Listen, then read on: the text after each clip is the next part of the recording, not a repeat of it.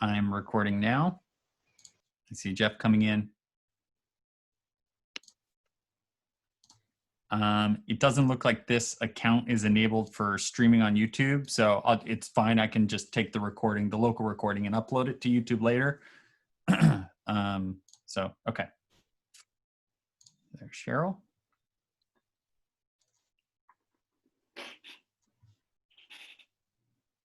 I don't see Cheryl. She's joining now. She was in the waiting room. And we're not enabled for co-host either. So, okay. Bear with me one If you're Chris, hosting and recording, yeah, Chris, I'm gonna ask you to run the meeting because I can't turn you into a co-host, so you can unmute people and all that stuff. Yep. So you can manage the crowd. Yes. All right. So we will call the meeting of the Easton Reading Region 9 Joint Task Force on Diversity and Inclusion to order at 2:02 p.m. The first item of business is public comment. If anybody in the public has comment, please indicate so by raising your hand in the participants window or otherwise indicating on video. There's somebody, admin, who I'm guessing might be Angela.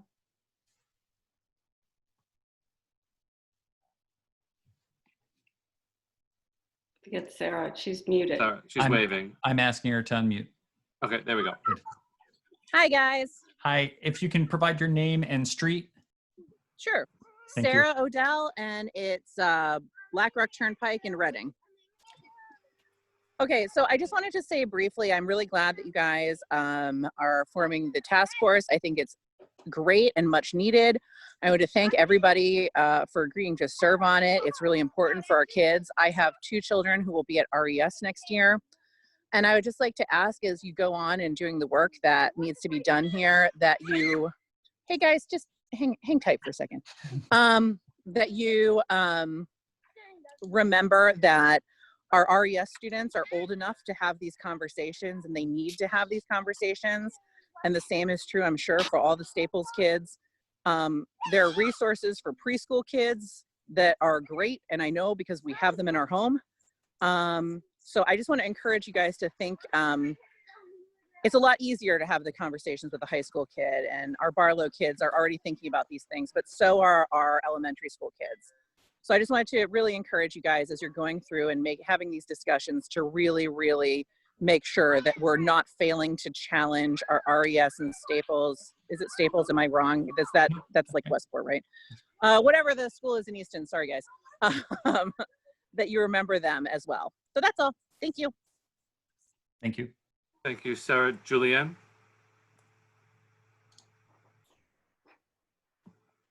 Hi, everyone. I just wanted to say— Can you just state your name and street, please? Julianne Licamelli, Wells Hill Road in Easton. And I just wanted to bring up a couple points from the Barlow Social Justice Group. I don't know if y'all caught our event last night where Laura was a panelist, but we just wanted some updates on the consultant for diversity, equity, inclusion that we talked about at the board meeting back in June. We were wondering kind of what the progress was on that, as well as where like the $45,000 that were allocated has been going. And we wanted to remind you all that we think it's really important to emphasize teacher training and bystander intervention training for students for this coming year, to get students and teachers ready to talk about race, diversity, equity, inclusion in the classroom. And that can be, you know, for Barlow, or, you know, to the last person's point, for even RES and HKMS students. And then also, we want to let everyone know that we are here for, you know, any resources, help that we would need with curriculum revisions, and we're looking forward to attending meetings in the future. And I'm sure we'll have some more public comments from other members of our group, as well as after we hear what y'all have to say during this meeting. So thank you. Thank you, Julianne. Any other public comments? Seeing none. Task member comment. Seeing none. Wait, hold on. I think Cheryl was trying to talk. Oh, was she? Okay. Sorry, Cheryl. Sorry, that's my mistake. Okay. All right. Thanks. I have a comment with respect to initiatives or updates from Region 9. So to directly address the point during public comment, as people may or may not recall, Region 9 did approve funds at the end of June to $45,000 for diversity and inclusion initiatives, educational initiatives.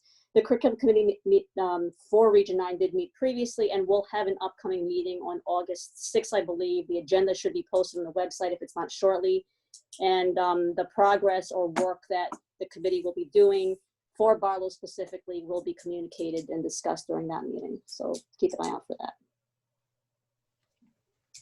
Thank you, Cheryl. Any other comment? All right, then we will move on to item 4A, discussion and possible action, election of a task force chairperson. So I would look for nominations for a chair of the task force. John is muted. You should be unmuted. Try again. I'd like to nominate Heather Whaley for chair. Join the meeting. Could you hear me? Yes. Yep. The nomination for Heather Whaley. Is there a second from anyone on the task force? This is Cheryl Graziano. I second that nomination. Okay. Thank you. Any further nominations? Hearing none, the floor is closed for nominations, and we will briefly vote for unanimous consent on the appointment of Mrs. Whaley. All in favor of the appointment of Heather as chair, please signify so by raising your hand or saying aye. All right. Congratulations, Heather. It's your meeting. Thank you. Thank you so much. I did write something, just very brief. I want to read as sort of an introduction to kick this off. The formation of this body is the first step in creating a more equitable, diverse, and inclusive environment in the Easton and Reading schools. There's a lot of work to be done in dismantling outdated systems and listening to voices that have been underrepresented for too long. It can be uncomfortable to address our deficiencies and point to the biases that we have perpetuated through inaction, but that must be done to improve our district and build it into one where each member of the community is respected, represented, and supported regardless of race, religion, gender orientation, disability, or socioeconomic status. It's encouraging that there's community engagement in this effort, particularly in the alumni and involved in the Joel Barlow social justice group. We need to make sure that the work of this task force supports and enhances that of the curriculum committees, and that we are all steering this very large ship in the same direction. And I look forward to the opportunity to engage in this work and the more equitable future our schools can have. So, thank you all. Moving on to 4B, Diversity Task Force Charge. I wrote something, but I don't know if I how to share it. So we have a couple of options. I can make you host and you should be able to share your screen.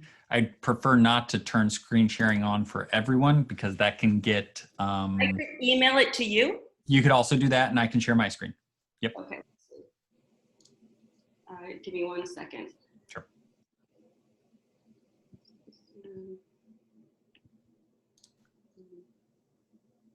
Forward.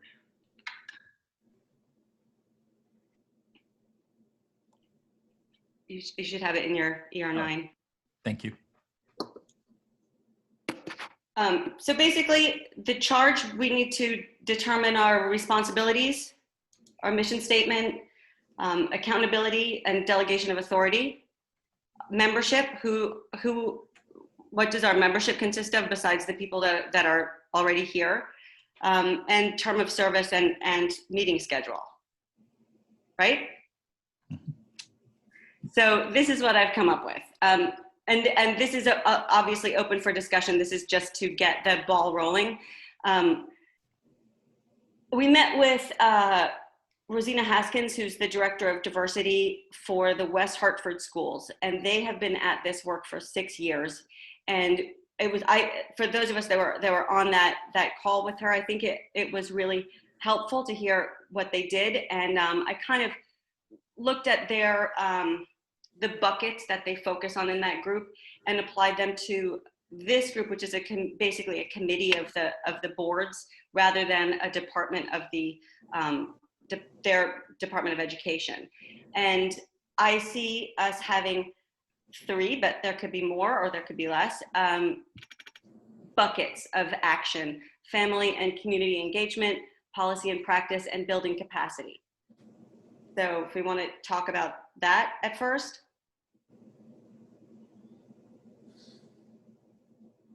For example, like I have another document which is not really the charge, but as an example of something that would come under family and community engagement. I have a list of first-year objectives, and that would be the very first thing would be to conduct a survey listening session on issues of diversity, equity, and inclusion with school staff, students, alumni, and families. For example, policy and practice would include things like the very first thing is to define diversity, equity, and inclusion, creating a specific vocabulary to build a shared framework for discussions on diversity, inclusivity, equity, gender identity, and disabilities across ER9. Another policy and practice would be to develop a system for sharing and responding to individual concerns and opportunities. There was something that was brought up in one of the discussions was parents who had offered to fund an assembly or a speaker to come in, and that sort of got lost in the shuffle. So if we created a platform where people could approach us with ideas like that, or also if there were complaints that they didn't feel were being listened to, we have a platform for community engagement like that, and families and so on. The other thing is establishing in policy and practice, establishing a district-wide anti-racist non-discrimination policy with clearly defined disciplinary measures, which I looked through some of the handbooks and policy guides, and I don't think what we have in there is adequate. So we need to write something like that, which is, I think, uniform across all of our schools. And then the other thing that is brought up often is the diversity of the student body. So that's also policy and practice. And there are 2 ways to increase diversity in your student body. One is open choice. And there's already been discussion about in the next legislative session, offering students from Danbury the opportunity to attend Reading schools the way Bridgeport students can attend Easton schools. We have to wait until the next legislative session to do that, but that's something that this group could advocate for. And then the other way to increase diversity in student body is zoning laws. And you know, if we're serious about this work, it's not just bringing diversity to our schools, it's bringing diversity to our community. So that's another area that we could advocate for. And then the building capacity, the very first thing I would do for that is to conduct a board cultural competency assessment using CABE's Excellence and Equity Toolkit. They have a whole assessment for school boards to make sure that they are culturally competent. And then institute mandatory anti-racist and implicit bias training for all administrators, faculty, staff, students, and board members by creating a program of continuous professional development to meet needs and acknowledge deficits of curriculum and school practice, and to disrupt systemic racism, bias, and discrimination in all areas of student and faculty life, and encourage community participation in that. And then increase diversity of faculty and staff by recruiting, supporting, and sustaining employees of color, diverse gender identity, and disability. And then something that was brought up last night on that webinar was the idea of student participation in clubs and activities. And we have data on that, and we should analyze data to determine which students are participating in activities and which are not, and what can we do to make sure that students not only just have access, but feel welcome and represented in all areas of student life. So that would be an example of the building capacity that I have there under mission statement. That's excellent. Thanks for all that work. How do we take some of these steps, Heather, as far as like the open choice, you know, working with our human resources department, et cetera? I think the very first thing we have to do is we have to come up with what is our mission statement, and then decide how we are structured. That's what the charge is. We're gonna figure out how this task force is structured, and to whom are we accountable? Who do we have to answer to? Also, what action can the task force take without having to get permission from our respective boards? Are we allowed to put out community communications, things like that? Are we allowed to, engage with other groups across the state, or other groups who would be willing to do professional development or things like that, without first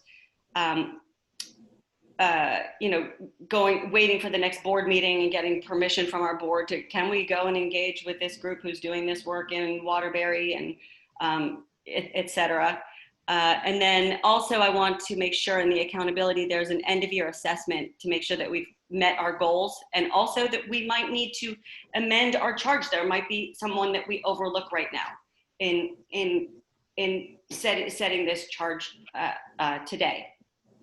And then also then membership before. So this is all before we get to the work. Membership right now, we have 2 members from Reading, 2 from Easton, 2 from Region 9.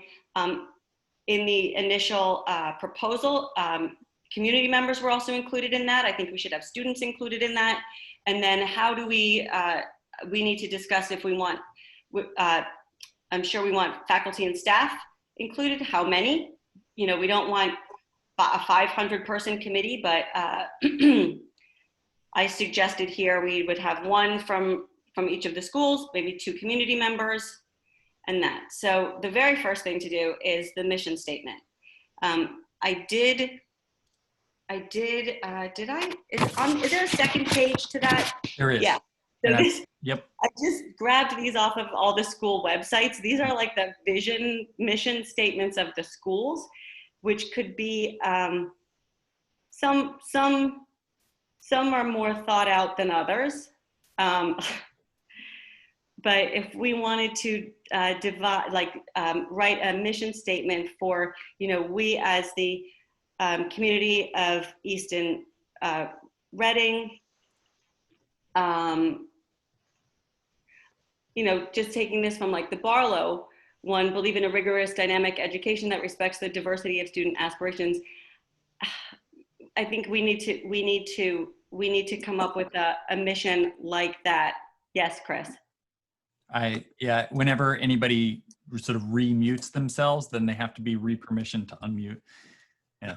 Okay, I guess I'm back now. Yeah. I was just going to make a comment with respect to charge, that the first sort of procedural step is, are we proposing to the 3 boards that this become a standing committee, or is this an ad hoc committee with a specific scope and duration? And that would sort of dictate the nature of the charge.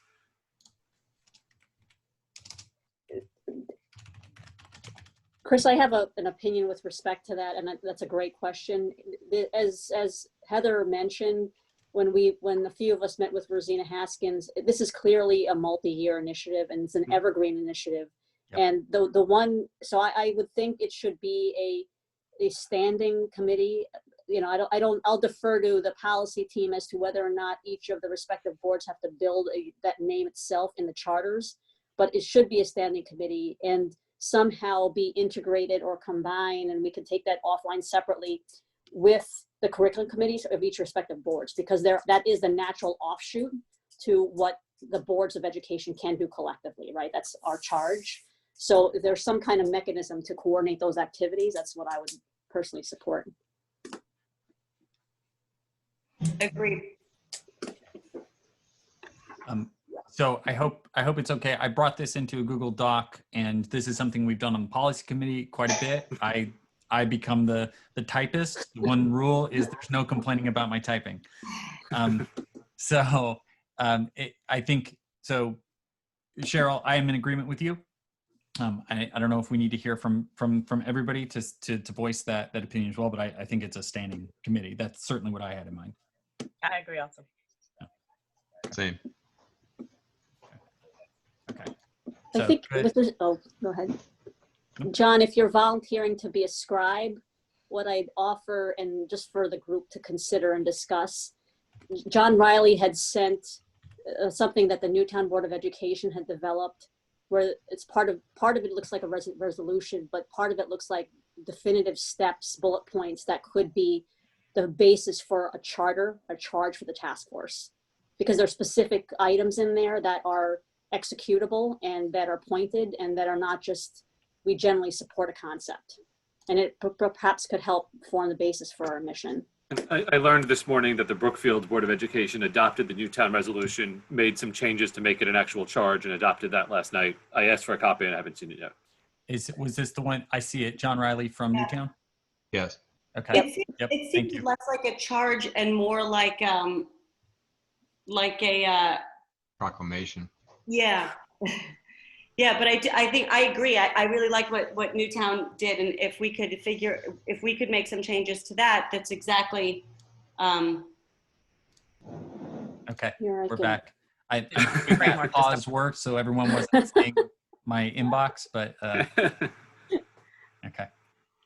So this is the Newtown charge. Do we want to take a moment to read it, or has everybody already had a chance? My general sense is that, like Heather said, this is a resolution. It's not really a charge. I think of a charge as being that, the three boards of education charge this joint committee with accountability in the following areas and providing feedback and suggestions with respect to A, B, C, D.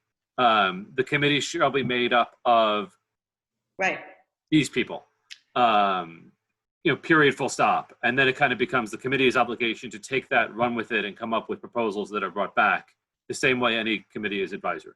I like the brevity of that statement. And I also think it's specific enough to have teeth and say, this is something. It's, it's not unlimited power to do something. It's a specific set of things that this group is going to get together to do.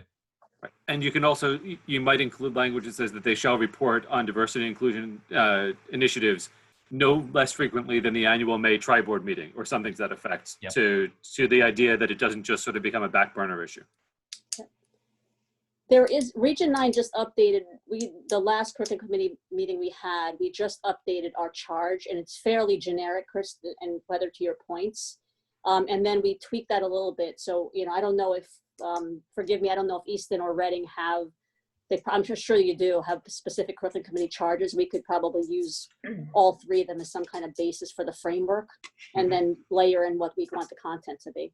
Right, because then once the committee is charged, it can then create its own sort of value statement and mission statement that governs its work, which I think is separate and apart from the legal charge. Right, but shouldn't that also, like, if we are going to have community members and students involved, their voices should be included in determining what our mission statement is and all of that. Right, which is why I'm suggesting that in the context of an organizational meeting and a charge, this group is defining what that is, so that the boards can charge the committee to go back and do that work. Right. So in that regard, do we need to list out what our responsibilities are now, or do we wait until we have the full committee for that?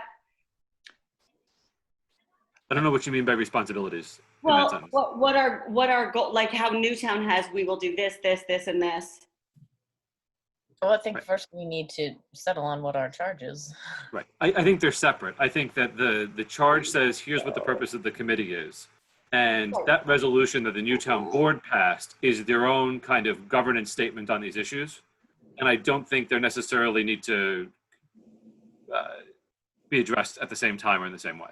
And so that we can have the benefit of having students and community members as part of that discussion.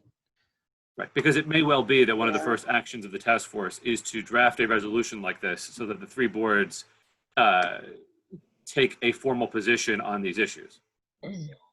So We could do this. I felt like we had a good start with what you were saying before, Chris, as maybe a draft.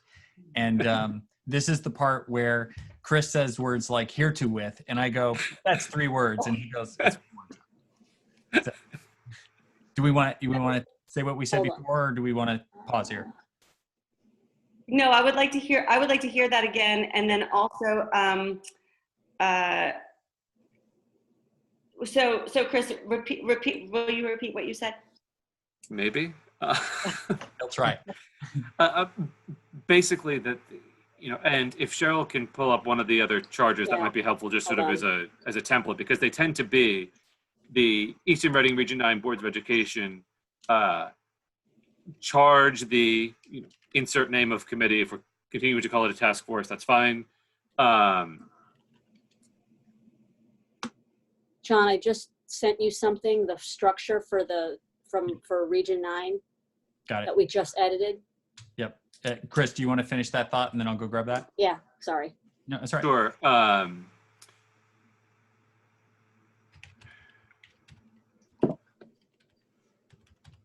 I would say with maintaining oversight, but that's a little bit of a strong word.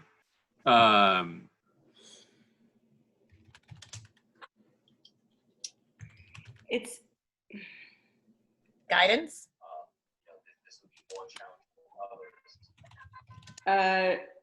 what's in between guidance and oversight?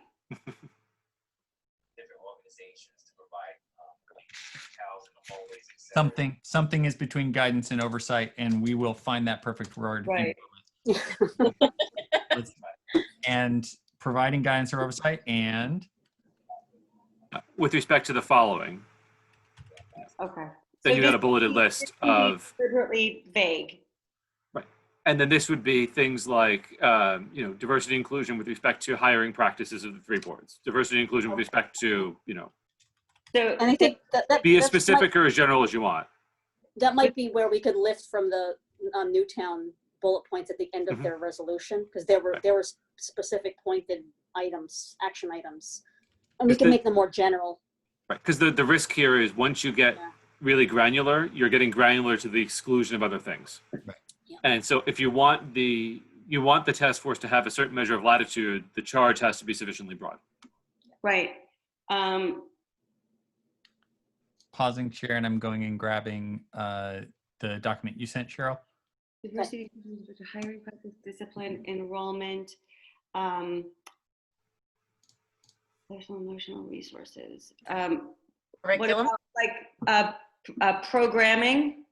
Like they have programming in here, which is different from curriculum. Just give me 1 second to jump back in. Do we like direction in lieu of guidance oversight? Yes. Yeah, yeah, that could be the word. That could be the word that's in between. Okay.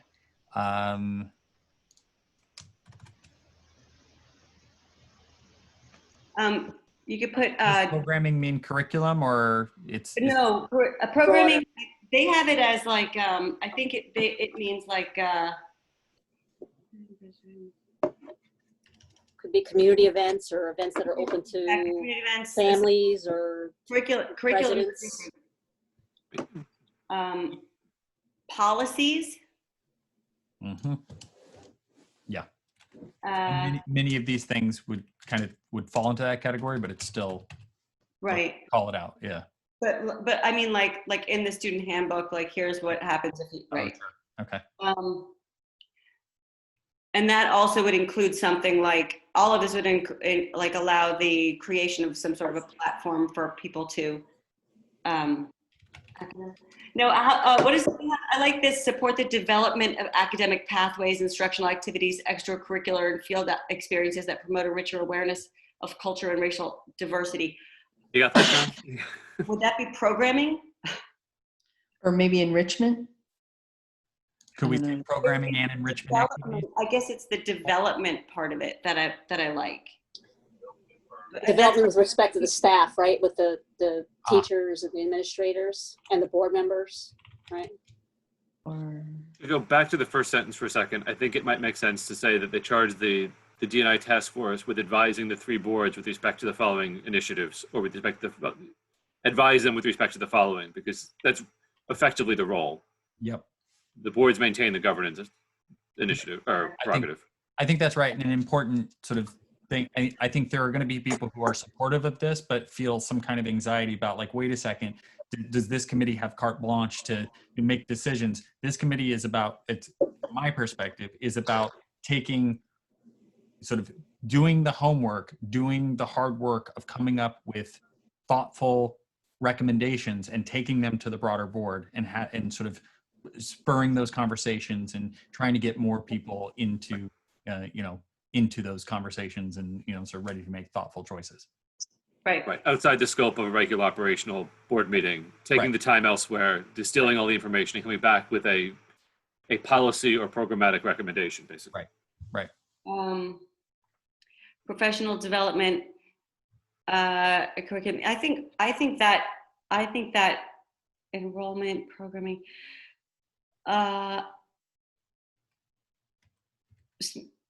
Something about engagement, like student engagement or community engagement. They're two different things, right? Yes. Do we want to call them out as separate bullets, or do we want to? Yeah. Okay.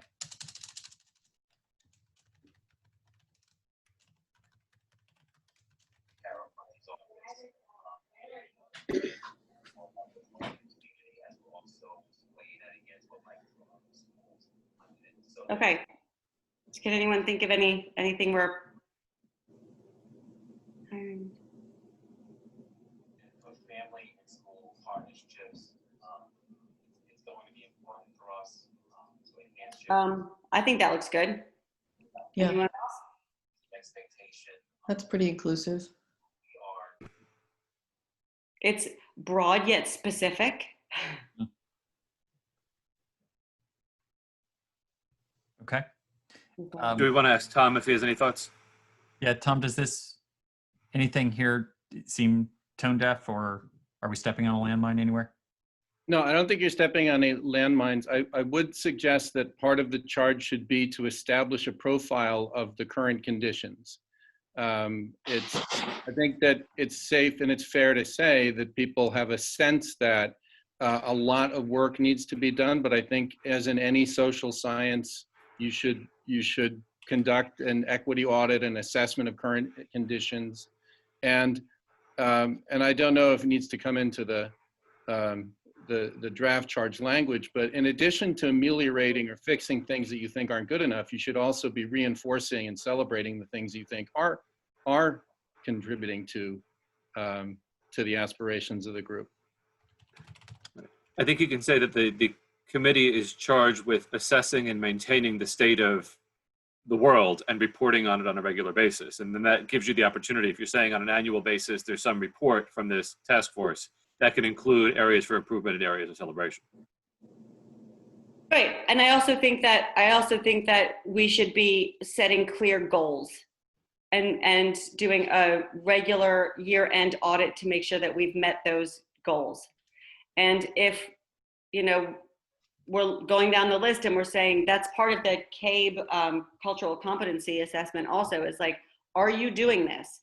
And if you're doing it, fantastic, keep doing it. If you're not doing it, you need to understand why it hasn't, I agree with that. I just wonder if it needs to be part of the charge or if it's just something that the group comes up to when it meets as a larger. Yeah, I'm not so sure it needs to be part of the charge. I think from annual assessment on down, those bullets are not sub of diversity and inclusion with respect to, they're different elements. They're more operational. This is, Yep. the committee shall have this many members, the committee shall issue this report, the committee shall, whatever. Right. Yep. So are we? And I don't think it's necessarily a bad thing to put it in there, because when things like this are not documented, they stop becoming obligations very quickly. That's exactly right. In front of annual, just put conduct annual assessment of conditions. Yeah, that- I think maybe all of these would be periodic, but yeah, I think, Right. yep. Yeah, so, and Chris, you had said something like the committee shall. These should be working, yeah. Right, these are basically operating conditions. So the committee shall, consist of, fill in the blank. We haven't talked about that yet. The Yeah. committee shall conduct, right on down. And ceased. A lot of people don't know that spelling. Modified French. Franco-American. Conduct annual assessments of But conditions. so is this part of the charge though? Wouldn't this be more of, Chris, you're- Operational, really? The Yeah, tricky put it part, in and there so it doesn't get forgotten. the tricky part, and I agree with, I think what Chris was saying before, and I agree, is without some of this language being in the charge, it becomes very easy for this to be like, oh, when are we getting together? Oh, I don't know, maybe we'll get together, and it push and you push and you push, as opposed to Right. Because this makes an annual thing. this compels the three boards to make this an agenda item on an annual basis in a way that other things aren't. Like we've formed ad hoc committees before that say the committee shall look into where the central office will be located and report back no later than January 31st of 2000, whatever. Right. That provides deadlines, obligations, and handcuffs that I think are important for something like this to make sure the work actually gets done. Otherwise, it's a nice piece of paper like many other pieces of paper that we have. So then let's also say that the committee shall hold monthly meetings once a month. Yeah, you could build it as part of the process. So, that will establish mechanisms that are married to some kind of calendar. Right. Yep. But I think that's less chargy than the substantive reporting obligation is. Okay. Fair.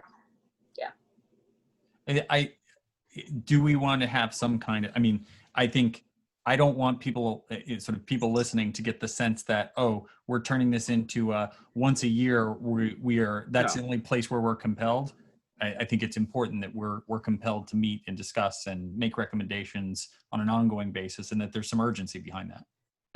I agree. And I also think that the annual assessment is almost the most important part in order to make this a thing that goes on and on and on for perpetuity. Right. Throughout the universe. Right, Chris?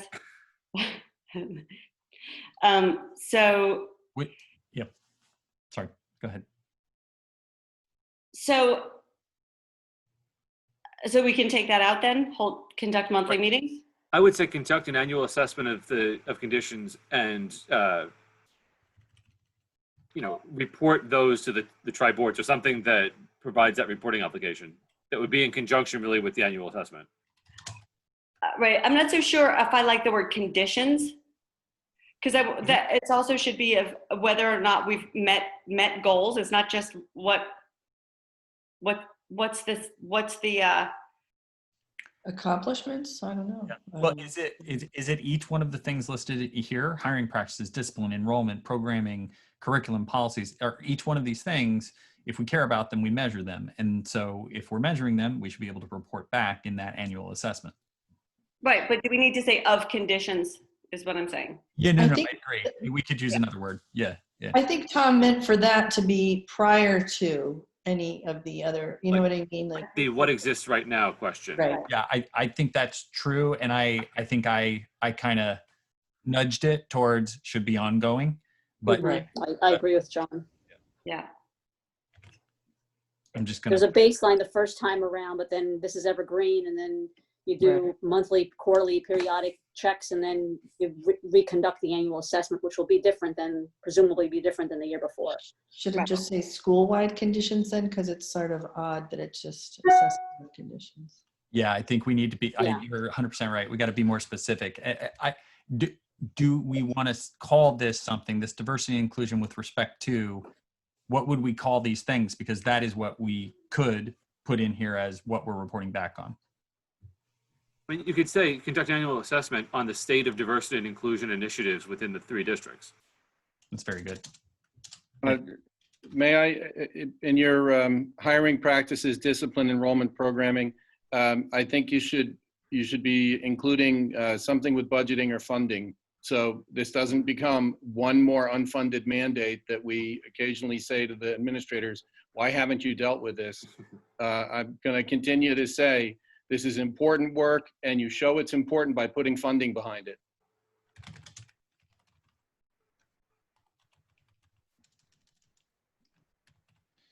would it be appropriate to charge the committee with an affirmative obligation to seek grants or other sources of funding and Yeah. I would put that up on the and advise Under the the board with charge respect to area? the same? I would in think. charge Yeah. funding Under hiring practices, maybe there. or under community engagement. Or diversity and inclusion with respect to operation and financing of. Nice. Is that good? People good with that? I'm putting in the preamble. I'm putting it up top. Oh, okay. Diversity and inclusion. With respect to the operation and financing of. Nope. Yep. First bullet. After that. There you go. Pointing to it. Got it.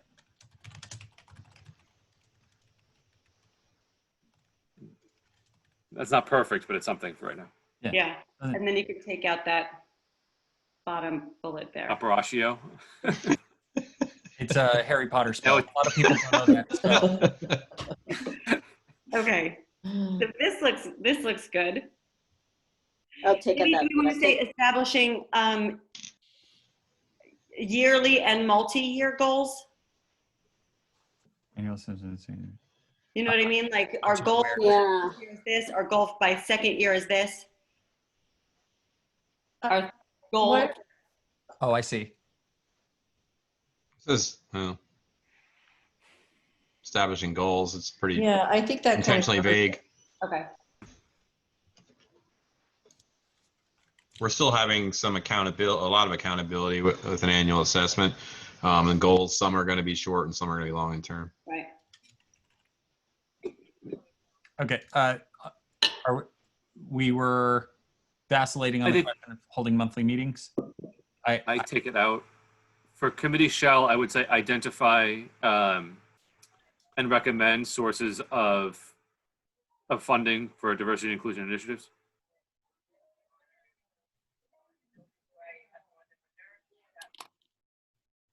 Where is that? Where you? Oh, the committee shall. I see. Committee shall. Got it. Okay. Say it again. Identify and recommend sources of financing for D&I initiatives. Yep. Instead of make recommendations. Sorry. Need it again. Identify and recommend. Thank you. Appropriate sources of fund. There you go. Yeah. My little wheel was turning and Sources of I'm not supposed to think. all right. Good. You've got looked under the second bullet there under committee. you got shall. Take that out. we're there. There you go. Fantastic. It might be more popular that way. Yeah. And I would say in the bottom one for diversity and inclusion initiatives, just to make it clear.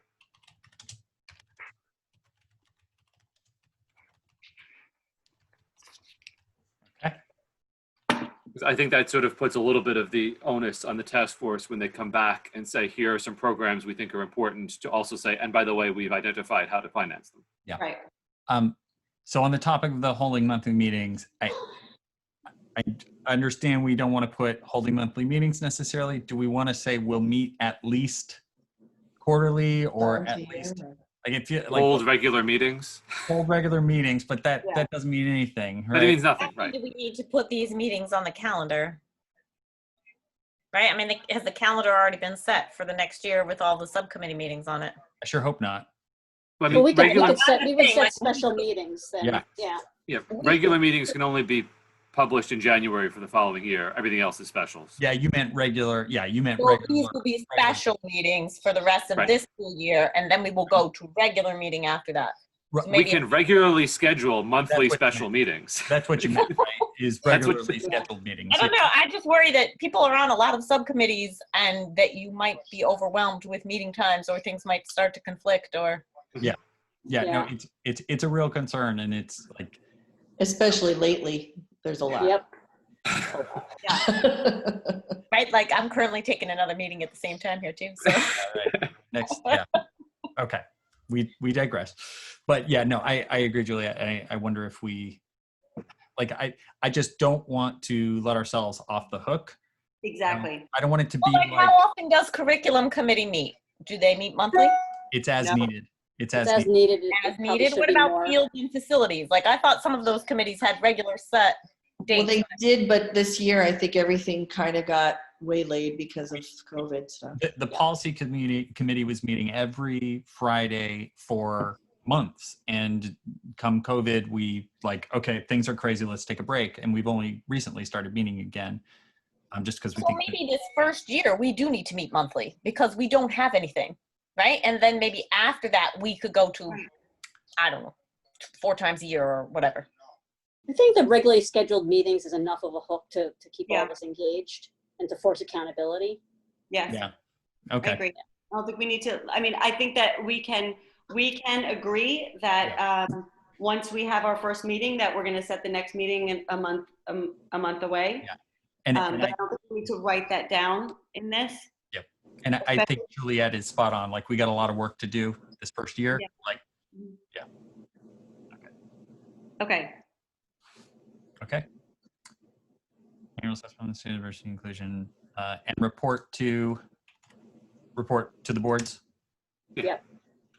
I'm sorry, what is recognition? Did we not finish the thread on that one? That one, but it was something about like we should applaud where we've done something well. Okay. Right. That was Recognition the of annual success. assessment shall not just be self-loathing, basically. Yeah. So recognition of successes or Well, I areas think we can of take that out. improvement? Because that's, It's not, I mean, It's part of isn't the that- annual assessment at this point. Or Yeah, Isn't areas it of implicit in the improvement? first bullet? Do we have Yeah. to? Yeah, call that I don't out? think we need that then. Okay, fine. I just wanted to give us a shout out if we did something right. No, kidding. All right. Well, here it's got to be part of the assessment. we- yeah, of course. Exactly. Okay.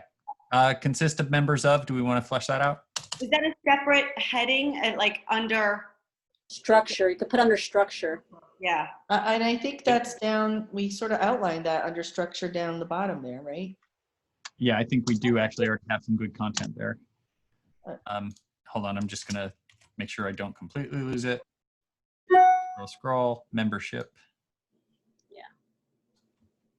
Good. Can I suggest you consider emeritus teachers from the faculty?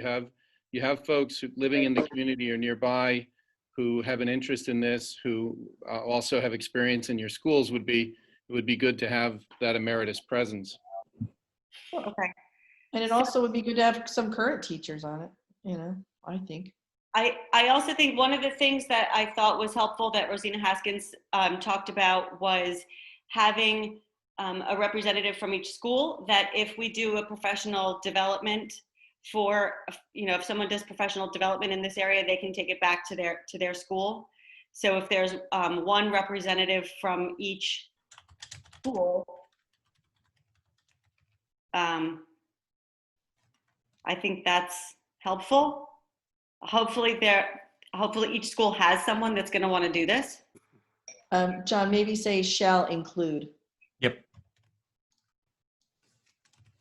Perfect. The concern is you just have to be careful about sort of the law of large numbers and inertia that goes along with that. And so if we're at 2 from each board, you're at 6. And then if you're adding 1 from each school, you're at 11 before you've gotten to parents or administrators. And to correct me if I'm wrong, doesn't that create challenges for quorum? Right, because you're going up to 51% of whatever it is each time you step up the number. Okay. I think the distinction I would draw, Heather, on what Rosina talked about was when you're talking about a sort of more internal D&I initiative where you're pulling from different schools, you don't have the same kind of structural concerns you have in a formal board subcommittee with respect to voting rights and quorums and things of that nature. So I just want to be careful about making this enormous to the point where it becomes unwieldy from a governance perspective. Advisors, can we Yeah, add, yeah, that's what we community did for the, advisors? yeah, I would agree with Karen. That's how we manage it from the Region 9 Curriculum Committee perspective, is that the student parent reps were in an advisory capacity, didn't have a vote, so we don't have to necessarily run into quorum issues, but we'll still have input from the Right, and respective they parts can of the be- community. They can be varied and flexible. You can, depending upon what you're talking about. That also solves the problem of what if there are are they named advisors, or is it just members of the community that want to be do we have a limited number of advisors that we could have? I think it would I think be so. useful. It should be, I think it should be named advisors. I don't think it should just be sort of a casual thing where whoever you can pick up in a given month. Okay. There needs to be some consistency in who attends the meetings. Right. Right. I That's think right. you can have advisors from the faculty, one each from each school, from Yeah. the parent community of each school, from the student community of each school. Right. So then you can take out admins and students. Although from admins, do you want formerly the assistant superintendent for curriculum to be a member of the committee on a standing basis? You probably do. Yes. And maybe one student. I don't. I feel like it's a miss if we don't really sort of grab the momentum of what we're hearing from students and the Right. They want their voices heard, I think, and that's what we're. I don't know where the complexity comes in terms of being a voting member or not. I certainly don't have an issue with it. I just don't know if the law allows for someone under 18 to be a voting member of a committee or a board. Oh, yes. I have no idea. Okay. So then we're presuming, John, that it would be a Barlow student or a Barlow grad? Because I mean, you could also talk about getting student input from someone in the middle schools. Or, how do we harness that feedback, right? You wouldn't have them vote per se, but why wouldn't they just be advisory? The students would be advisory. And we lock ourselves to say, 2 students from, or 1 student from every school will have some kind of input through some kind of non-voting advisory capacity. I like that. And it should be assistant superintendent for curriculum and instruction. Okay. So 1 student from each school would move down to non-voting advisors. It could even be like if there is an established club at Barlow, like a social justice club, that they could send 1 member. You know what I'm saying? So that it's because oftentimes like high school kids that they have a lot of activities, sports. Right. So what you're thinking about sort of is advisor by on an ex officio basis, like the president of the student body, the chair of the diversity inclusion team, whatever it is. That's really what you're trying to do here. Right. Yep. You got it. We don't have to name them, but it can be, Right. Does it have to be the same person each time, or can it be a member of this group? Well, I think you got to be careful about consistency so that you have some continuity through the work. And I think the difference between just saying students broadly and saying, ex officio, the chair of the student body has a seat, is different. And so that's sort of a choice that we're making. Right, but at the Barlow Board of Ed meetings, there is always the opportunity for whoever it is from the student government. Yep. And how often do they come? They come every meeting. They do essentially they work with Gina to provide the report on behalf of the student body, and it's usually the vice president of the student body. Okay. So and that's the person will change, but the position does not. Okay. but I don't think you can put that another meeting on a kid. You know what I mean? I think you have to leave that up to whoever would volunteer for that. I mean, you could work with the particular administrator in each building to recommend too, because we've used that at Barlow to have the administration recommend appropriate student representatives. Yeah, and that's more operational. I don't know if we need to memorialize that, but that's how it's worked in practice. That might work here.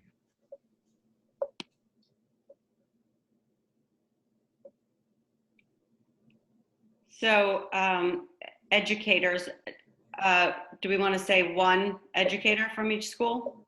Sure. Does it have to be an educator? Could it be a counselor? Could it be? Is there a word we can use? I was including counselor. A staff member? Yeah. Member of the faculty or staff, basically. Yeah. Because, the other thing is Rosina Haskins, when they did this, she just put out like an email to everyone, every single one of their teachers, and they had such overwhelming response for these teachers to get together on a non-working day. I am assuming unpaid, and it was an overwhelming response. We don't know that we're going to have that overwhelming response. And do we want to add community member to this? 100%. And for student from each school, do you want to say student or parent or family member if you get into the elementary school? That may be under community member. Yeah, I feel like, are you concerned that we won't be able to find elementary age, an elementary age student to participate? It's plausible. I mean, RES goes to 4th grade, and the question is, what impact in these conversations necessarily will that be? I could imagine, 4th grade, I mean, I think we have some pretty remarkable students, and I can imagine a 4th grader being fine, but I think we could also It might just be the timing of the meetings, though. If we're meeting in the evening, that might not be appropriate for a younger child. Yeah, I was thinking like you could have the student join with the parent. Mm-hmm. Certainly. The student could also record an update that we watch. Yeah, I think that's probably the best way to do for the younger kids. I think 4th grade, they are well old enough to be involved in this conversation. Yeah. And I don't think the advisors are required to attend every meeting. Is that the case? No, I don't think that they are, but we would highly encourage it. And I think encourage it, yes. But I'm just saying, for the younger kids, I don't think it's, like. And I love the idea, send a video in, like send us a video, give it your perspective. We can even, specifically prompt for, insights. And then could that student also be like a point person for us to have if we, if we have questions for how did this thing work out that we did at Staples? What did the kids think of it? Right? Sure. Right. Yeah. Are we saying a community member from each community? Here, I feel like, especially with the, I worry about should it just be one Reading, one Easton? That seems insufficient. Well, they're not voting members, so right. We could. But I mean, you also don't want the table to be 30 voices all kind of arguing. And when you start inviting advisors, you're basically making them part of the meeting as opposed to witnesses of the meeting. Right. But so let's see. So far we have 6, 7. Is this 5 more? Yeah, you're at 17. Yep. Okay. So if we add 2 more, we're at 19. If we had 2 from each community, is that crazy? The other problem that we have is that this is to promote diversity, and in this membership, there's not a whole lot of diversity, right? So I would say four members of the community, 2 from Reading, 2 from Easton. I agree. Because they're not necessary for a quorum, but it's including more voices is important. Heather, sorry to interrupt everyone. I have to drop. I have a hard stop at 3, but I'll loop back with the committee afterwards. Goodbye, Cheryl. Okay, thanks. Bye, Cheryl. Can I suggest that that the member of faculty or staff from each school would be appointed by their respective associations? Yeah, I really like that. Is everybody else comfortable with What would that be, Tom? It wouldn't be just a volunteer? No, well, it would be the duty of the association or the union to identify. It could be a volunteer. You offer the opportunity to the association. The association says it's going to be John, basically. Right. As opposed to getting in the business of selecting from folks ourselves. Well, and I feel like it's important that the unions feel like their voice is being heard in this, because I've heard nothing but support from the unions about this topic. No, very supportive, and the CEA has resources that can be brought to bear. Right. The respective associations. Yeah. I mean, I guess the question there is, when you reach out and say, at John Reed, when I ask for the member from faculty or staff, which association or associations am I asking? Because there are multiple. Yeah. Wouldn't it be the Education Association?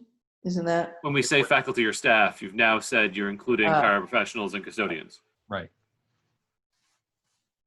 So which is a practical matter. certified staff, that would only include people who directly impact curriculum. Would school counselors and social workers be certified staff? Yes. Yeah, Okay. yeah. The teachers' unions contracts refer to everybody as a teacher, counselor, speech language pathologist, classroom teacher, all of them. So the term is all encompassing. My questions are concerning our already bargained for benefits. We can So do you hear want to take someone or else's staff off? meeting. That's, Yeah, I'm just, I just would hate if we have, which I'm sure we do, someone who is a Well, paraprofessional. you could say you could, A member, a yeah, representative from the REA, a representative from the JBEA, a representative from the Easton EA, whatever you guys call it. or a representative selected, a representative appointed by each of the school's respective associations. Yeah, I think that was fine. Or staff, I You don't don't know. have to say, you can just take out faculty and just put, instead of a member of, just say a representative appointed by. Yeah.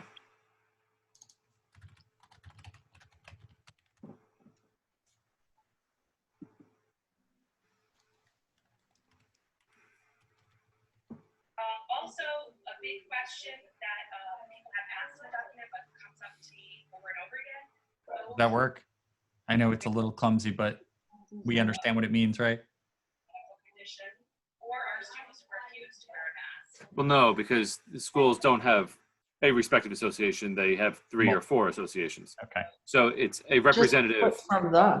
That's what I meant by from each of the. So sorry, I think you have it, Karen. Just put from the respective associations or from representative factors from.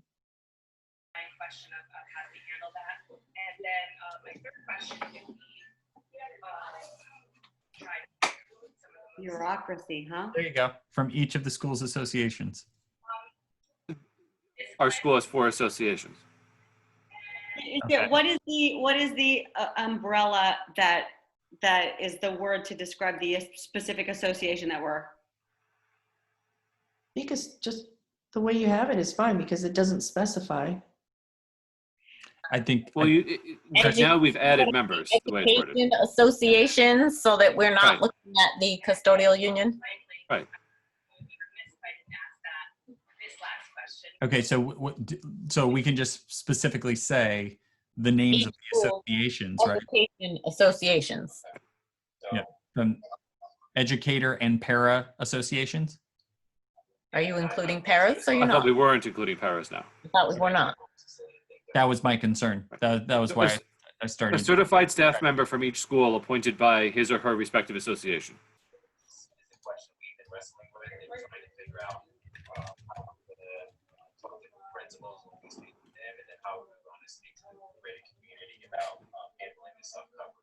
So we're trying to get a handle on Their respective association. Yeah. community, trying to get a handle on how many Okay. I think that's kind of back to where we were, which is fine. Okay. obviously we're not. Okay, Good. so that's who. Now, do we need to talk about how the community members are selected? And then getting to pull those resources and then I don't know. go into the school year. Would people have to apply or would they just The volunteer? committee charges I'm familiar with just say has 2 to 4 members of the community. Okay, And for the most part, it's not a super competitive process. It's not like trying to be room mom at Samuel. Yeah. How is the student from each school selected? I mean, I think you talk about that. I think I would just say the chair appoints them. Yeah. Yeah, does that need to be in the charge? No, I mean, like, so generally appointments are the responsibility, privilege of the chair. So But I mean, we might want to say the students are appointed or recommended by the building administrator, so Right, that there's some, Right. Jump away for a second. and the community members can be selected by the chair, Okay. whoever he or she wants to run the process. About discipline for students. And so, you know, in regard to a mask or not wearing it, are we saying head of school / principal? there are expectations in place. Yeah. Chief administrator of the school. That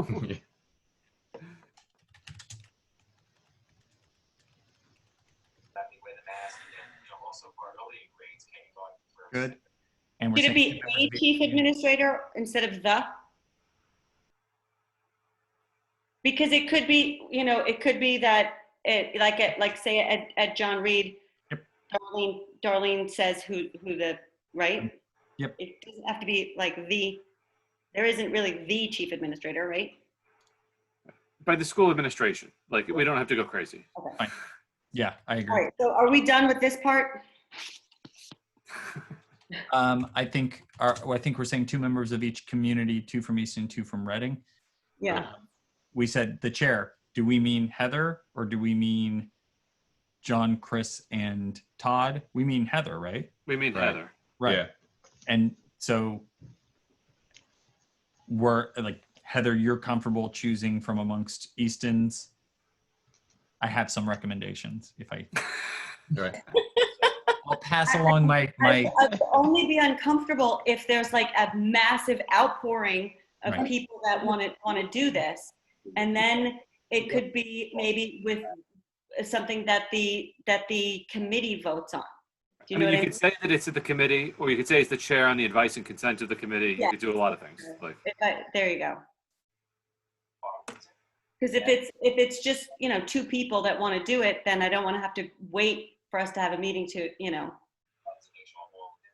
Yeah, and I don't think you have to wait for a meeting to appoint. I think if we're giving you that power, you can appoint at will. So you could say appointed by the chair with the advice and consent of committee, Back in school, I'm sure those things will be assessed. right? What is the problem? Or Chris, does that lock us into having a whole vetting session? I mean, I think you could come to the committee under this language and say, Bob and Joe want to be on the committee. What do you think? And you can go around and say, I love Bob and Joe, and say, okay, let's vote for Bob and Joe. Okay, great. Okay. And no Joe?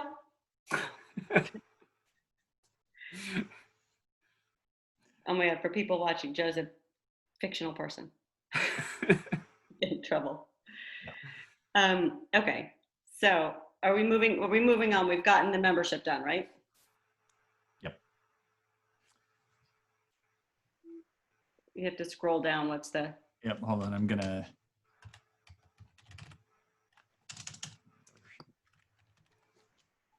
Okay. So I think we're going to the purpose and process. And I think we're outside the charge now. I agree. Yeah. I actually think I think we're almost done. we're Yeah. done here. I would just go back to the very beginning, that first bullet, diversity and inclusion with respect to, I want to make the English make sense. It should probably say the operation and financing of diversity and inclusion initiatives relating to, The operation colon, and financing of diversity and inclusion initiatives relating to, colon. I missed the first part. You're moving operation and financing of to the front. And it says the operation and financing of diversity and inclusion initiatives relating to, and then you have a list.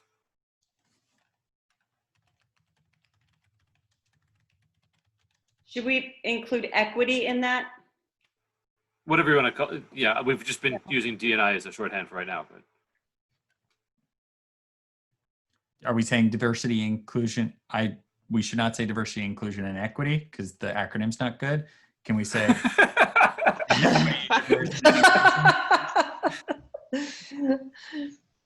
To equity, diversity, and inclusion initiatives. And I'm gonna Oxford comma it. Sorry. Okay. Thank you. Yeah, thank you. And then also under operation and financing of equity, Of diversity. equity, diversity, and inclusion initiatives relating to it, right?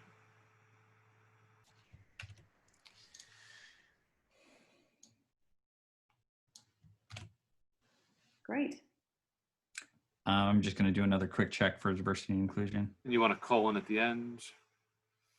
Relating to, at the end of relating to. I'm Next concerned. line. No, I get it. I'm concerned about our double coloning. It feels wrong, but Put a period then after the following. I think that's right. I don't like the period there. I don't like the period either, but we're gonna figure it out. Let me Do an extra space then and put a, you know what I mean? Put an extra line space and use a colon. okay, I think we got all the With diversity. respect to as follows. No. If anybody ever wondered what a policy meeting looked like, you're witnessing it. So. Zit. Semicolon. Yeah. And then do a space. Well, a line. We should just take this bullet. It doesn't need to be a bullet. It should belong to the previous sentence, and then all of these become first level bullets. Yeah. Yep. Right. So we take this guy and we go doot doot doot. Right. Yes. The operating and finance of equity, diversity, and inclusion initiatives relating to. And operation and financing no longer need initial caps. I definitely can't make. I just like capitalizing things that I think are important. Okay. Like we all have our character flaws, John.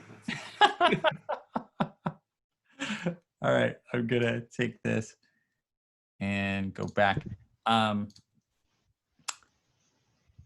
So, and then under committee shall, establishing doesn't really make sense. It's the verb tense doesn't match. Establish goals, yeah. Got it. You could say annual and multi-year goals. Yeah. Ooh, that's very good. Or annual and long-term goals, whatever. Yeah. Well, I like multi-year because then it breaks it down by year. Yep. So and this is, maybe there's a point of order discussion to be had here. I'm very happy with sort of what we're doing here. It seems like we're all on the same page as we're drafting this. Mm-hmm.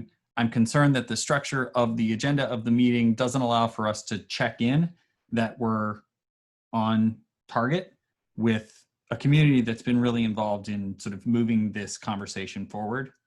It sounds like you're making a motion to table the issue and take public comment at this point. I would like to do that. Yes, Yeah. I would like to make that motion. I think that's a good idea. Second. Okay, so the motion is tabled and I open the floor to public comment. You have to vote on the motion Vote, first. vote. Huh? Discussion, and then so I have a second from John. There's no discussion on a motion to table. We just vote. Good. Yes. Aye. Aye. Who's voting? Aye. Does everyone know what we're voting on? Yes. I think Julia looked. Yep. Yeah. Yeah. Okay. So this is tabled, and the motion is tabled, and we open the floor to public comment. If there's anybody listening who wants to weigh in on this bit of bureaucracy that we've been doing, now is the time. You can. I'm looking right now in the participants window for any raised hands. I see 2. Okay. Yep. Okay. Okay. So first, the first one I saw was Jasmine. Oh, I'm sorry. Julianne was top of the Julianne. list. I'm sorry. Sorry. Actually, could Jasmine go first? Yep. Yep. Sorry. Hi, full name Jasmine Jenna, Algonquin Lane in Easton. This group should ideally lead with the community and be that voice for the community. However, this should be done from an equity lens. You should not only seek diverse perspectives, but understand equity in a way that includes, values, and elevates voices of the most marginalized groups in this district. You must listen to the community first before taking action. This will also help you create systems of inclusion first before diversifying. If you diversify before having inclusion, you risk doing more harm. To lead with equity as a group, you must be skilled at listening, reflecting, and critical perspective taking. as these are the qualities that truly aid in unlearning unconscious bias and create systemic change. Some questions you should reflect on as a group when listening to the community are: what does it mean to include the community, lead with the community, and be that voice for the community? You mentioned having a consistent student be part of the non-voting committee. This can be especially harmful when considering the current diversity of the committee now. In addition, it was discussed that admins select the students. Why isn't there an equitable application process? Admin at our schools have a lot of unchecked biases, which will influence which student is picked. Students don't even get a chance to tell admin that they are interested. The second thing is around listening. How do you enable diverse and marginalized populations to engage with decision-making processes and actions? How would you build relationships with communities in the ER9 district that are often silenced? The first step would ideally be to identify the marginalized and silenced populations and how you know who this is. Who is most often not asked? Who is most often not heard? Then proceed to reach out to those community members in an equitable way and listen to their voices. Thank you so much. Thank you. Thank you.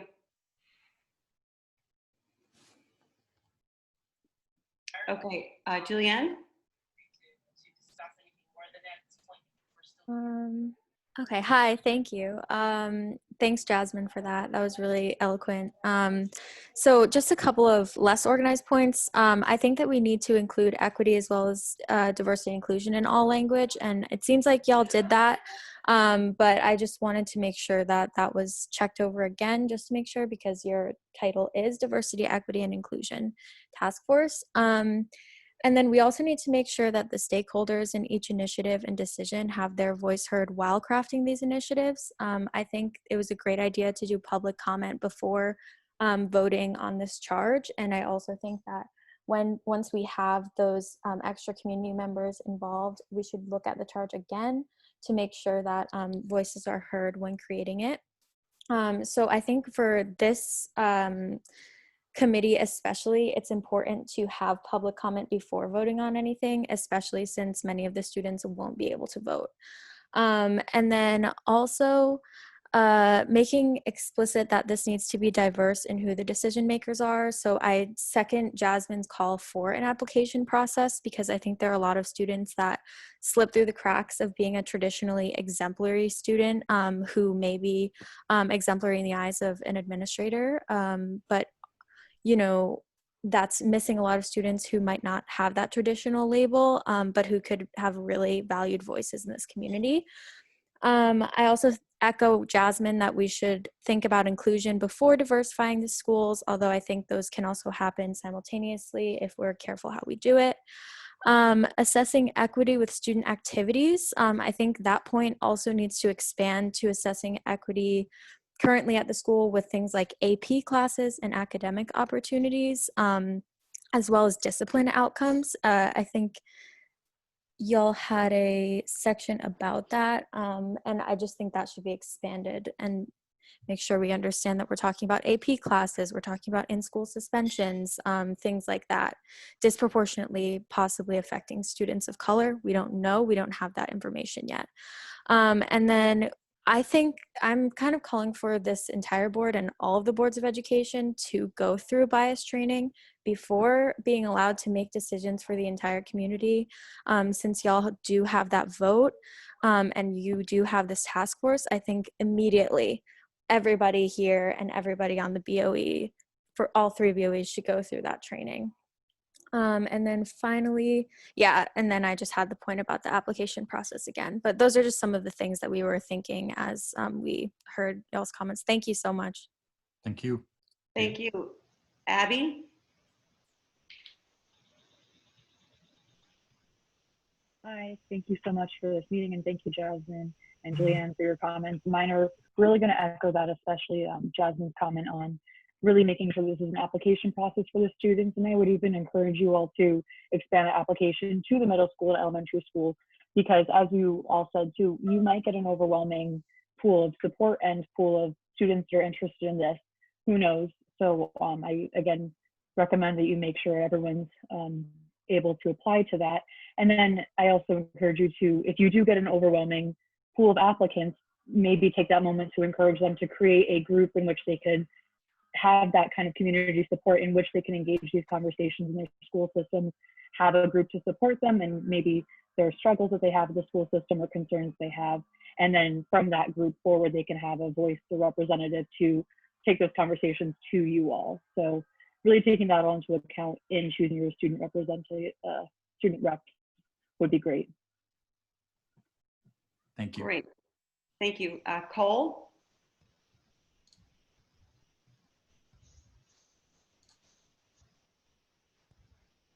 Hi everybody. My name is Cole. I'm here in Reading on Newtown Turnpike. Thank you for the meeting. And one thought that occurred to me is in a town, especially, we don't have a newspaper right now, and just to think as you're going along about how you can share these results beyond the schools. There are people who have graduated but are still interested in the schools, people who don't have kids who are still invested in how education plays out in the town, and who might want to be involved or at least apprised of what's going on. Thank you. Thank you. Any more public comments? Okay, I don't see any. So, moving back.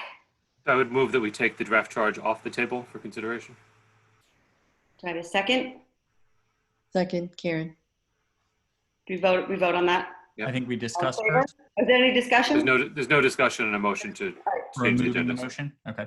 No, I'm moving to bring it back to the floor for discussion. Oh, I'm sorry. I thought you were saying to remove it from discussion. No. Okay. No. Everyone in favor? Aye. Aye. Okay. Good. So those were some really good ideas. Yeah. Under the charge draft language, student engagement could say both academic and. No, I just think selected by, oh wait, up there. Different places. Two things. The idea about, we had discussed student engagement in activities, but it should also be in AP classes but I'm just going from the top down. AP classes as was discussed. So student engagement in activities and academics, athletics, all of it. In all manner of school community life, basically. I'm wondering if we could set a policy that we have public comment before we vote on. Well, you get to set the agendas, Heather, so. Right. Okay. Yeah. So you can do, instead of just at the We don't bookend. need to have a policy, we just do it. Right. Okay. And then also, yes, let's go down to membership and take out selected by the school administrator. Yeah. So it's a student from each school selected via an application process. Yeah. And I think that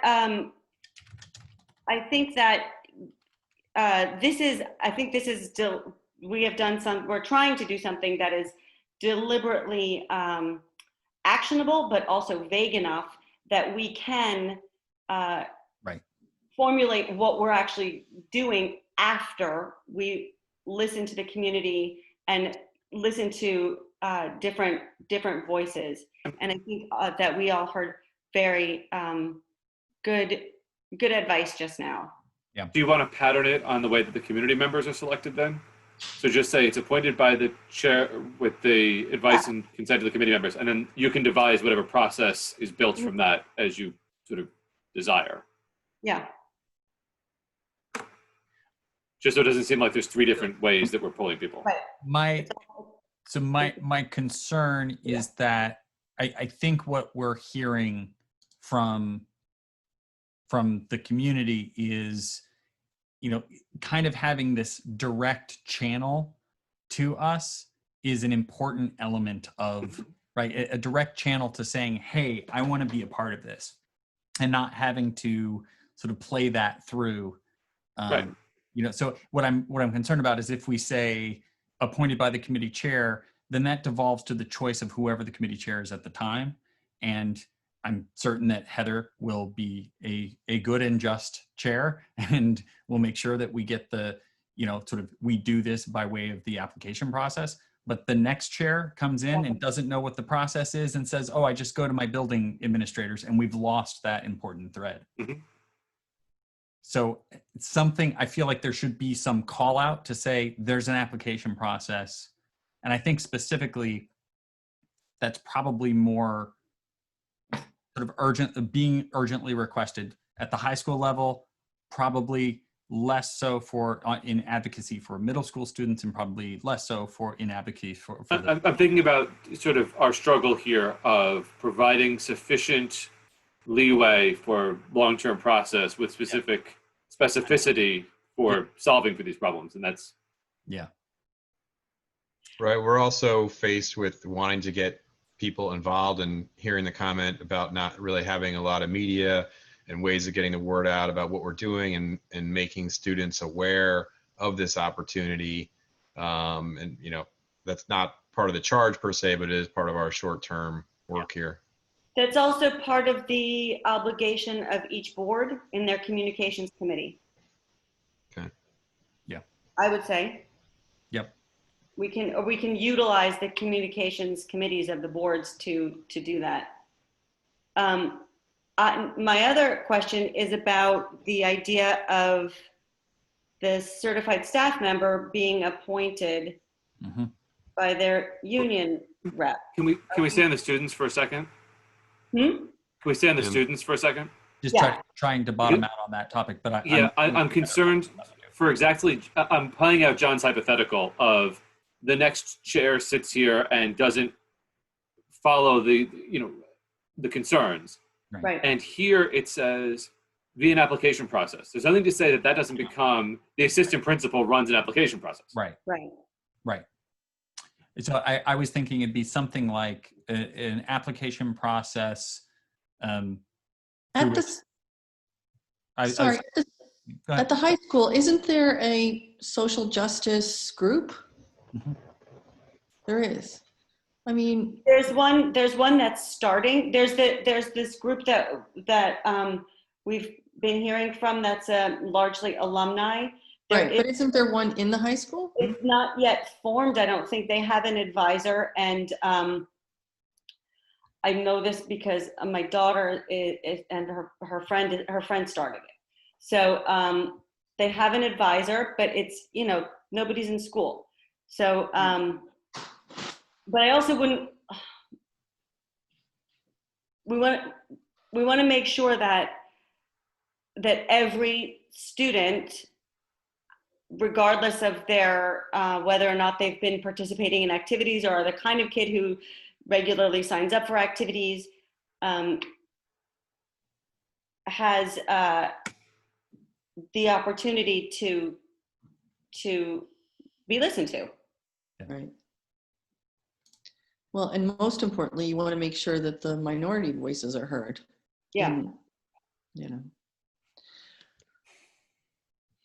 So how do we do this? Like the application process is that's fine, but then who determines? Is it the whole committee determines? To be reviewed by the chair with advice of committee members. So ultimately, Heather has the final decision. Right. I mean, I think that's right. I mean, somebody's got to make the final decision. Right.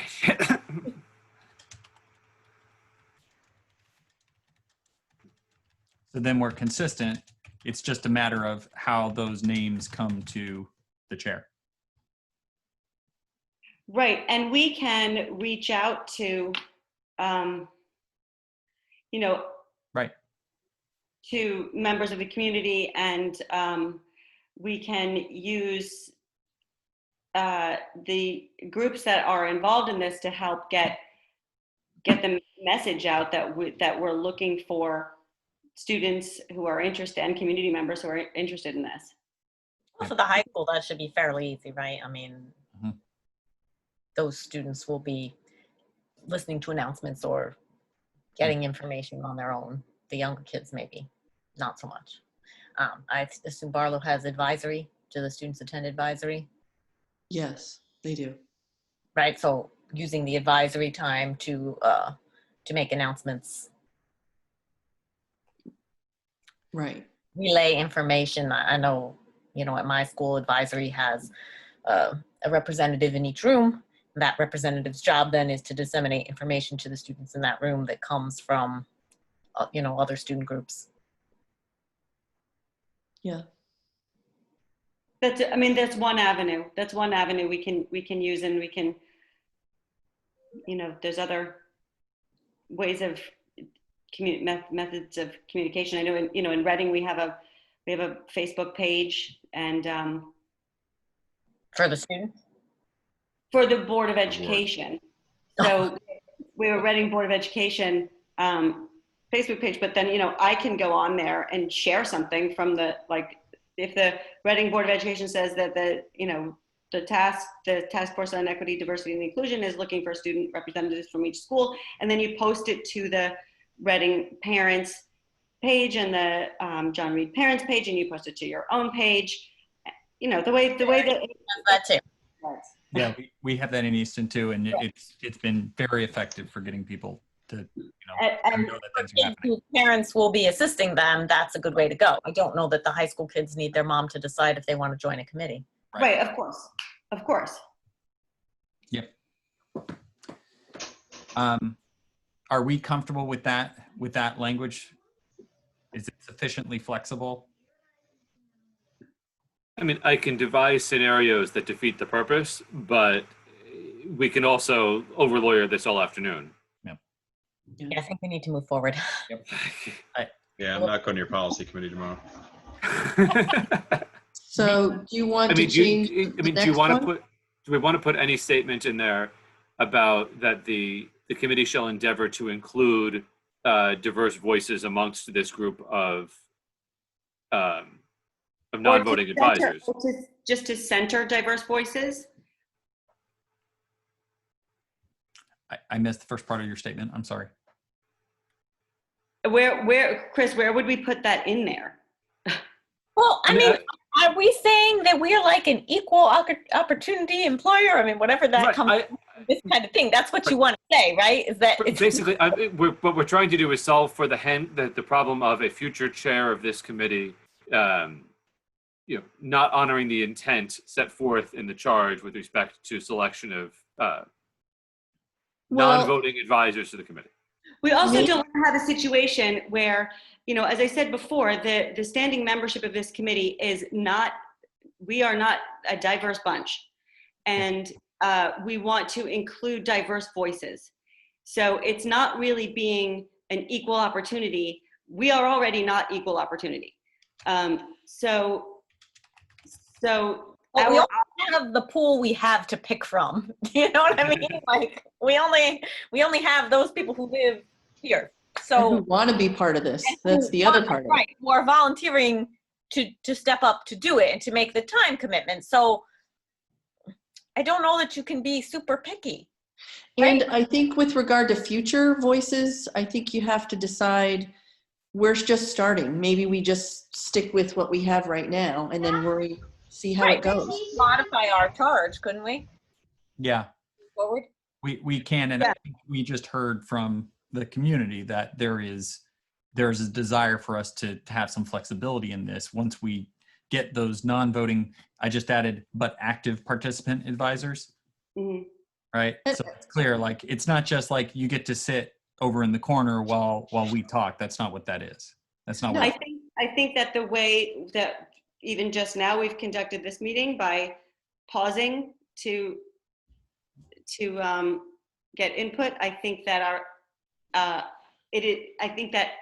this group in our intention is to include the wider community and those voices as much as we can, or people speaking on behalf of those voices. So, but we don't know what's going to happen in the future. Right. 2 years from now, it could be right. Someone doesn't someone doesn't believe in this and wants to That's right. undermine the whole thing. And so there should be something in there that says, with the goal of including as many diverse voices as possible. And that should probably come under this major heading, membership, not just under the non-voting section. Yeah. Yeah. Because you're implying something about board members by putting it below. Right. No, I agreed. We don't, or just membership.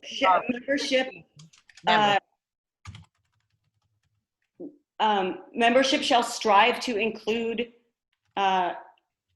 diverse voices and perspectives. From all members of the community. Not only just right there is fine. Yeah, period. Yeah. There, that's implied. Yeah. So and then that you means specify under there who's going to be on it. So I think you're good with just that. Yeah. So as they're applying to do this, is there a set questionnaire we're going to have that they're answering? Are they going to write an essay? Like, I think we'll have to determine what that application process is. Well, I think it's intentionally vague. First, we got to get the charge, and then. Right. You got to crawl before you can walk. Will the members of the community also be filling out some sort of application, or will they just say, "Hey, I'd like to do this"? Maybe. I mean, it's up in the air. Well, because we're not specifying that, but we're specifying that a student needs to be selected via an application process. So let's say we have 25 members of the Easton community, but we can only take 2. How are we narrowing that down? I mean, that's why I suggested parroting the language between student and community so that it has the same guardrails. And the application process can be raise your hand, or the application process can be write me 20 pages. Right, exactly. Or it can be a set of questions that each person answers and we compare. Or it could be a lottery. Or one question that each person answers. And you know, we don't have to make this, it's not the common app. Well, I guess that would be the common app. It's the common app. We want it to be a streamlined process where we are fairly and objectively looking at all of the people who apply and choosing you based on the best, the best candidate to embody the principles of our committee. Yes. And as somebody who has to beg people to serve on committees, we're solving for problems that you hope to have. Right. Exactly. You are absolutely right, because it's the same people who volunteer all the time. So, I love the idea that if we did get overwhelming demand from students, that could lead to the creation of clubs at schools. That's a great idea. Okay. Sorry. Okay. Make a motion to approve the charge as spelled out here, or too soon? And recommend it to the tri-boards? Yes. Wait, I think Heather had something about the certified staff and the recommendation from the associations. I don't know what to do about that. So why do they have to be recommended by the association? I don't understand why that would be. Like the idea of getting buy-in from the unions here. I also support had an agenda too, so I don't know that that's fair. I missed the first. I'm sorry. I was hearing from Karen and Juliet simultaneously. I said, I don't know that that's fair, because I said, I think maybe, letting the associations pick someone, they have an agenda too. So I don't know that that's any more fair than us deciding who gets to be on the committee.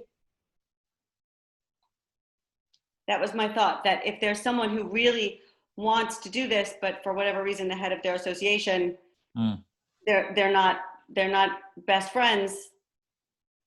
Yeah. You can say that the education associations can recommend candidates. But that anybody can apply the same application, right? Does the person have to be a member of the education association? I mean, not at this point, a certified staff member technically could opt out of the union. They don't have to be a member of the union. They can opt out of paying their dues, but I don't think they can opt out of being a member of the union. I think And if you don't pay your does it dues, have to be a certified staff member? Can it be any staff I member? mean, aren't we also saying, like, when we were talking about like the custodial staff or whatever, are we by excluding those people making a judgment about the value of including those voices also? So no, couldn't it because just I be- think the point is that this committee, right, at least under my understanding, is that we are going forward to put something into the curriculum to strengthen our students' understanding of diversity and inclusion. And if it is to look at that way, then we need to limit it to certified. Well, I don't think we've said that this is strictly a curriculum committee. Right. Yeah, no, If you we're look at the bullets up above, it's far broader than let's recommend curriculum. right. Curriculum is one of many. Enrollment, discipline, hiring practices, policies, everything that touches the institution of the school. No, but I understand what Juliet's saying is trying to have people who are going to be rolling it in, Yeah. you know. Right. Yeah, I mean, and that was a part of my issue. I agree, Juliet. Like that was a part of my issue with like excluding paras from it. Like, where's the line? You know, so. Heather, could we just take out the word certified and just put staff member then?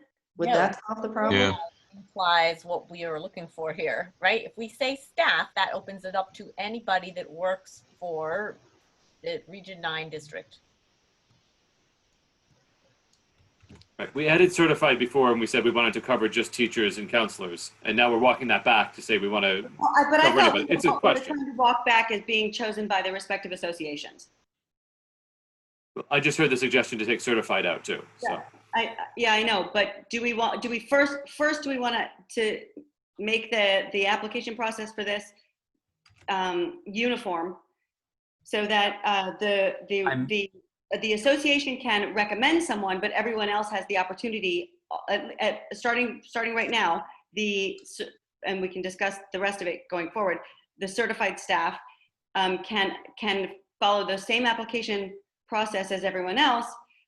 We also get a letter of recommendation from the head of the association. This is who we would recommend, but Yep. we can say, well, this person's application was much better, whatever.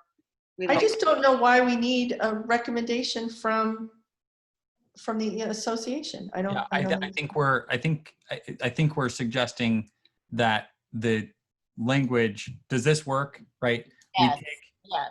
We take out the application process call out on these two bullets, and it's not in this bullet. This whole section goes away in favor of non-voting but active participant advisors to the committee shall be selected via an application process, with applicants to be selected by the committee chair with the advice of committee members. Members will include. Right, because that makes it more open. Yeah. right, and I think as a practical matter, to Tom's suggestion of including the association specifically, it's to formally signal that this is a partnership between the boards and the associations, and to not give rise to questions about whether or not this is bargaining unit work that's being done, whether there's a stipend owed to be a part of it, and all these other sort of downstream questions that go along with including association members in additional work. And so you want to be careful about that. And so, but none of this would stop the chair from saying, the application process is currently available. Dear president of the association, Right. please, I invite your members' participation in this process. Yep. And I think that should be done. I'm not sure that fits in here though. Yes to all of that. Yeah. So am I okay to hit delete? Yeah.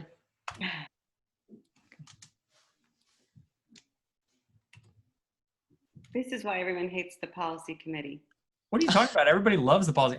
If you've been to a policy committee meeting, you'd be like, I've heard it's a. So we had one member of the public last time. We did. Oh. We did. We had a member of the public show up. It was an accident. Then they realized they're in the wrong meeting. With someone who was asleep still from the Okay. Okay. Okay. So this is the entirety of the language that we have. The what is in. Did we have a motion before? Yeah, I had a motion out there. Oh, but, okay. But now it's changed. So we got to. Does anyone want to make a motion? I move that the task force on equity, diversity, and inclusion accept the charge drafted. Period. And recommend the same to the tri-boards. Correct. Do I have a second? Second. Is there any discussion? Okay, all in favor? Aye. Okay, it's unanimous. Great. We did it. Okay, moving on to item 5, public comment. If anyone, okay, Julianne? Hi, sorry. One thing I forgot to say before was that we thought it would be beneficial to make the chat available to people, just because if there are kind of like housekeeping things that you all bring up while creating this language, we can just mention it, you know, respectively, like in that area. And then I think, I don't know if Jasmine is available to raise her hand or not, but there are kind of like research and guidance about equitable application projects, or sorry, equitable application processes, which you can look into when creating the application. I agree with the comments about teacher unions and about appointing, and I think it poses the same issues as having administration appoint someone. So I'm glad that you all brought that up, and we can definitely send in more comments as we think of them to the task force. Thank you. Thank you. Cole?